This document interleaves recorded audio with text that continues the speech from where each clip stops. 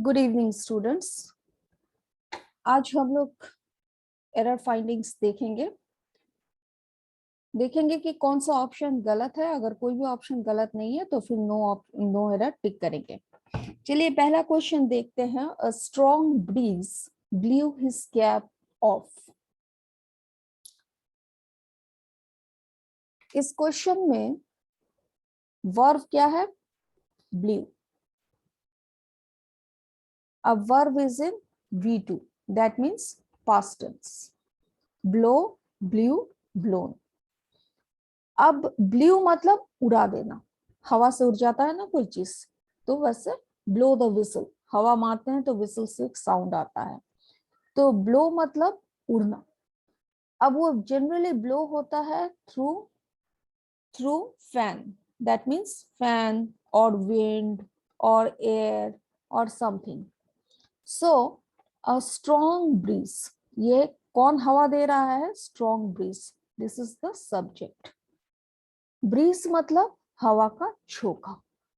कभी कभी हम लोग कहते हैं बहुत प्लेजेंट एटमॉस्फेयर, प्लेजेंट वेदर है। Pleasant weather actually, pleasant weather में हमारा अच्छा हवा बहता है, मंद मंद। सो स्लो जेंटल ब्रीज होता है। तो ब्रीज मतलब हल्का हल्का जब ठंडा ठंडा हवा बहता है, दैट इज ब्रीज। और ब्रीज हमेशा ही जेंटल होता है बिकॉज वो धीरे धीरे चलता है। स्ट्रॉन्ग वो होता है जो तूफान होता है। तूफान यानी विंड आया, स्टॉर्म आया, इन तरह के वर्ड्स एक्चुअली स्ट्रॉन्ग होते हैं। और ब्रीज जो है वो जेंटल होता है। तो यहाँ क्या हुआ, जो हवा का झोंका है उसने उसके कैप को उड़ा दिया। तो यहाँ पर स्ट्रॉन्ग नहीं होना चाहिए ब्रीज के साथ, यहाँ होना चाहिए gentle breeze. A gentle breeze blew his cap off, मतलब उड़ा के ले गया। तो ऑप्शन जो हम लोग टिक करेंगे दैट इज ए। चलिए अब नेक्स्ट क्वेश्चन में जाते हैं। नेक्स्ट क्वेश्चन कहता है कि one of the firmest belief among the Hindus is that Karma affects their life and also the life after death. One of the firmest belief मतलब बहुत से विश्वास है जो बिल्कुल फर्म है हमारे पास, हमारा कन्विक्शन है, स्ट्रॉन्ग बिलीफ है। जो हमारा स्ट्रॉन्ग बिलीफ होता है that is called firm belief. That is firm. Firm मतलब मजबूत, इरादा पक्का एकदम। तो यहाँ इरादा की तो बात नहीं हो रही है, बिलीफ की बात हो रही है। एकदम पक्का वाला भरोसा है कि अमंग हिंदूज, हिंदुओं में ऐसा माना जाता है कि कर्मा अफेक्ट्स देयर लाइफ, हम लोग जो कर्म करते हैं वो हमारे जीवन को अफेक्ट करता है, and also the life after death, और वो हमारा पीछा नहीं छोड़ता, क्योंकि हमारे मृत्यु के बाद भी हमारे आने वाले लाइफ कैसा होगा वो चीज एक्चुअली अफेक्टेड होता है through our karma. That means they are trying to say that Karma affects our present life as well as life after death, that means post life. So death के बाद भी, after death also, that life is affected by the karma, जिसको हम लोग कहते हैं हाथ, हाथ की रेखा, हाथ का लकीर, जो हमारा फेट या डेस्टिनी ये डिसाइड करता है। So that is the basic essence of this statement. So one of the firmest belief means, कई सारे मान्यताओं में से जो हमारे हिंदुओं में है उसमें से एक मान्यता ये है कि कर्म हमारे जीवन को पूरी तरह से अफेक्ट करता है, और डेथ के बाद भी हमारे करंट लाइफ को भी करता है एंड लाइफ आफ्टर डेथ को भी करता है। Now when you use one of the में वन ऑफ मेनी, मतलब कई सारे होंगे तभी तो हम उसमें से एक निकालेंगे छांट कर। तो यानी छांटने के लिए एक से अधिक होने चाहिए, one of the two, one of the many. तो ऑलवेज ये जो जगह है ये प्लूरल का जगह होता है, क्योंकि हम कई सारों में से एक निकाल रहे हैं। इसलिए हम लोग हमेशा ही वन ऑफ द बॉयज कहते हैं। कई सारे लड़कों में से हमने एक लड़का को बुलाया। वन ऑफ द डॉग्स कहते हैं, कई सारे वहां डॉग्स घूम रहे थे, उसमें से एक डॉग जो था वो सबसे ज्यादा क्यूट था, प्यारा था। तो always you will notice that whatever you are using, you will see that this particular thing, one of the का जो ये concept है, ये always plural subject होगा, ये always plural subject होगा जब one of the का concept आएगा। अब नोटिस कीजिए यहाँ पे जो है वन है और यहाँ बिलीफ है, बिलीफ इज सिंगुलर, बिलीफ का जो प्लूरल होता है दैट इज बिलीफ्स, बिलीफ्स यानी मान्यता, और बिलीफ्स कई सारे मान्यताओं में से, तो यहाँ पे ये बिलीफ नहीं होना चाहिए, ये हमारा होना चाहिए बिलीफ्स, वन ऑफ द के साथ हमेशा प्लूरल यूज करना चाहिए। So your answer over here the wrong part is A, it should be one of the firmest beliefs. चलिए नेक्स्ट क्वेश्चन हम लोग देखते हैं क्या होना चाहिए। Let's move down. He was advised to take 2 spoonsful of medicine 3 times a day. He was advised means उसे advice किया गया, यानी किसी डॉक्टर ने या किसी ने उसे एडवाइस किया, उसे एडवाइस किया गया 2 चम्मच मेडिसिन लेने का। 2 स्पूनफुल, स्पूनफुल मतलब 2 चम्मच भर के आप मेडिसिन लीजिए और 3 बार, 3 टाइम्स अ डे यानी 3 बार लीजिए।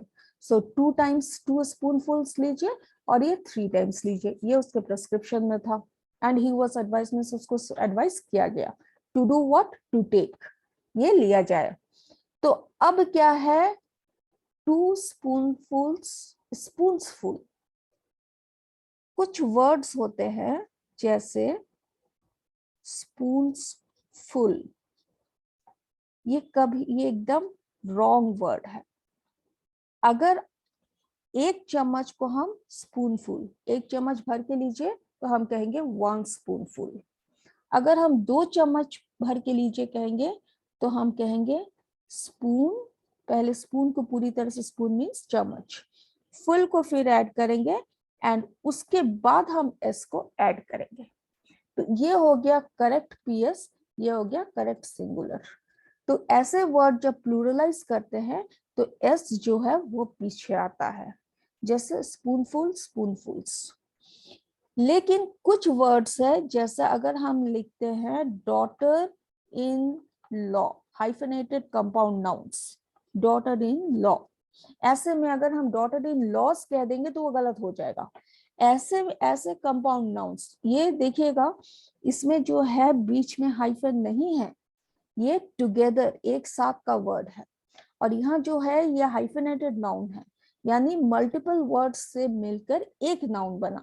ऐसे में हम डॉटर का प्लूरल बनाएंगे दैट इज डॉटर्स, और फिर हम इन लॉ को वैसे ही रखेंगे, daughters in law, daughter in law मतलब बहू, और डॉटर्स इन लॉ मीन्स बहुएं।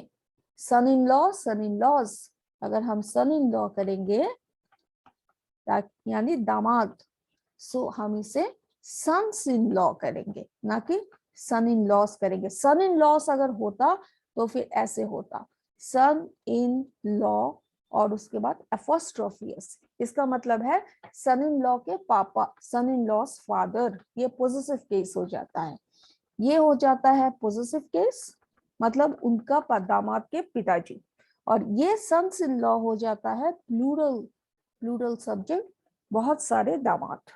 तो ये है डिफरेंस। और जो हाइफेनेटेड नहीं है, एक साथ का नाउन है और लेकिन ये है कंपाउंड नाउन, ऐसे में अगर हम इसको प्लूरल करेंगे तो एस जो है वो अंत में जोड़ना पड़ेगा, लेकिन जो हाइफेनेटेड है एस जो है उस वर्ड के साथ जोड़ना पड़ेगा।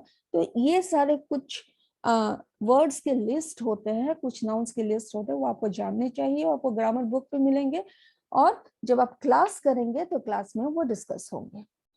तो ऐसे में हमारा ये वाला वर्ड रॉन्ग हो जाता, यहाँ होना चाहिए स्पून फुल्स। तो हमारा मिस्टेक जो है वो हो गया option B. So let's move to the next question.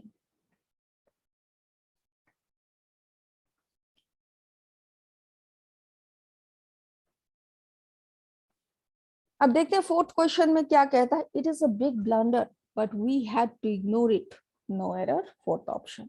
It was a big blunder means बहुत बड़ी मिस्टेक हो गई थी, but we had to ignore it. Had to is compulsion, always remember, we had to do it. It talks about compulsion, यानी हम मजबूर थे, हमको करना ही था। क्या करना था यहाँ? To ignore it. इग्नोर मतलब नजरअंदाज करना ही था। बड़ा मिस्टेक तो हो गया था, लेकिन हमें उसे इग्नोर करना था। तो बड़ा मिस्टेक कहां से पता चला? Big blunder. Now this is the word big blunder. Blunder का मतलब होता है it is a big huge mistake I have made. छोटी मोटी मिस्टेक हो जाए तो हम उसे मिस्टेक कहते हैं, और बड़ा सा गलती हो जाए तो उसे हम बिग मिस्टेक कहते हैं, जिसका एक शब्द में नाम दिया जाता है, it was a big blunder we had done. तो हम क्या कहते हैं? इस चीज के अंदर ये बिग जो है वो पहले ही छुपा होता है। इसलिए अगर आप बिग भी ऐड कर रहे हैं और ब्लंडर भी ऐड करते हैं तो इसको हम कहते हैं this is a superfluous mistake, superfluous usage. That means ये एडिशनल एक्स्ट्रा है, जरूरत नहीं है, और एक्स्ट्रा जो है वो गलत हो जाता है। इसलिए इस जगह पे से हम बिग को काट देंगे। तो हमारा ले दे के मिस्टेक क्या निकला? Part A, it is a blunder but we had to ignore it. That should be the answer. Okay, next question में चलते हैं, देखते हैं क्या है। The sceneries of Kashmir is very charming. अब कश्मीर गए हो ना, तो कश्मीर क्या है? वो तो जन्नत है इस दुनिया में, हम सभी चाहते हैं, लेकिन क्या करें, उसमें तो टेररिज्म भरा हुआ है। एलओसी बगल में ही से गुजर रहा है, तो जाना भी अभी एक मुश्किल हो गया। और अभी आर्टिकल 370 के साथ तो बहुत न्यूज में है कश्मीर, तो that has been really a problem. Kashmir Files भी आया हुआ है, उसमें देखोगे तो और डर लगेगा। बट यहाँ पर क्या कह रहा है कि कश्मीर के जो सीनरीज हैं वो बहुत चार्मिंग है। बहुत charming means they are very beautiful. जन्नत है, पैराडाइज है। जन्नत को इंग्लिश में पैराडाइज कहते हैं। It is a beautiful paradise, it is a heaven on earth. So we are talking about what? Sceneries. So scenery is what? Scenery होता है जो दृश्य है, वहां का नजारा है वो बहुत खूबसूरत है। इस सेंटेंस में वही कहा जा रहा है। Sceneries, scenery is singular, singular subject. इसका जो प्लूरल सब्जेक्ट होगा वो भी सीनरी ही रहेगा। वो कभी सीनरीज आईएएस में चेंज नहीं होता है, वेदर इट इज सीनरी और सीनरीज। पेंटिंग पेंटिंग्स हो सकते हैं, पोर्ट्रेट पोर्ट्रेट्स हो सकते हैं, but scenery will always be scenery. Like ऐसे कुछ शब्द है जैसे फर्नीचर। फर्नीचर हमेशा ही फर्नीचर होता है, फर्नीचर्स नहीं कह सकते। I got all my furniture out. So furniture all करोगे तो भी फर्नीचर ही यूज करना पड़ेगा। सपोज तुम्हारे पास 5 लगेज है, still then you don't say luggages. My entire luggage set was that all my luggage was carried by myself. I had to bear all my luggage. So I had to carry all my luggage, क्योंकि वहां पर तो कुली मौजूद ही नहीं था, because there was no coolie available. So ऐसे words जो होते हैं ना, तो हमें याद रखना पड़ेंगे कि ऐसे वर्ड्स जैसे फर्नीचर, लगेज, सीनरी, इन तरह के वर्ड्स के प्लूरल्स नहीं होते हैं, no plural. So this sceneries is wrong here, it has to be scenery. So option is mistake lies in A part. ठीक है, चलिए अब आगे निकलते हैं, देखते हैं क्या है। The police have received 2 important informations that can help them solve the triple murder case. Have received यहाँ पे verb है, have received यानी have plus V3। have हमेशा V3 के साथ आता है। तो पुलिस को मिला, रिसीव करना मीन्स मिलना, कि पुलिस ने पाया। पुलिस हमेशा, remember always, police is a plural word, हमेशा पुलिसेस नहीं होते हैं। अगर आपको पुलिस का प्लूरल करना है, मतलब एक सिंगल करना है, तो अ पुलिस मैन केम, सिंगल में पुलिस मैन कर दोगे, फिर अभी लगा सकते हो। पुलिस इन एंटायरिटी ये एक्चुअली हमेशा ही प्लूरल सब्जेक्ट होता है, इसलिए पुलिस के साथ जो वर्ब लगता है वो प्लूरल वर्ब लगता है, that is police have come, police have received. इसलिए ये पोर्शन तो बिल्कुल सही है, पहला वाला portion A. The police have received two important informations. Informations नाम का कोई वर्ड नहीं होता है. Like sceneries, information हमेशा ही this is singular state में रहता है. If you need to make it multiple, you can say pieces of information. You can say that also. Police have received two important pieces of information. Now this is the right word. Two important pieces of information. इस जगह पे informations को काट के हमें two pieces of information लिखने हैं. That can help, जो कि उन्हें help कर सकता है क्या, solve the triple murder case. तीन मर्डर हो गए हैं, एक केस बन गया है, तो उसको सॉल्व करने में जो हमें इंफॉर्मेशन चाहिए, पुलिस को ऐसे दो इंपॉर्टेंट सुराग मिले हैं, इंफॉर्मेशन मिले हैं. So two pieces of information. So the mistake lies in part B. So you have to remember कि हम इंफॉर्मेशंस नहीं यूज कर सकते हैं. अगर उसे मल्टीप्लाई करना है, टू पीसेस ऑफ इंफॉर्मेशंस करेंगे. So with this we have done this video. हम लोगों ने देखा कि क्या क्या मिस्टेक्स है. ये बेसिकली नाउन बेस्ड मिस्टेक है. जनरली हमने मल्टीपल, ये कंसेक्यूटिवली हम जो वीडियोस क्रिएट किए हैं अभी तक के, उसमें सारे मोस्टली नाउन बेस्ड है, ताकि आपको अच्छे से प्रैक्टिस हो जाए. नाउन में कैसे कैसे मिस्टेक्स आ सकते हैं, क्या इंपॉर्टेंट है, क्या लर्न होने चाहिए, इस चीज को हाईलाइट किया है आपने. So I hope it will be of help to you. I'll catch up with you in the next video. Till then, thanks. Bye-bye.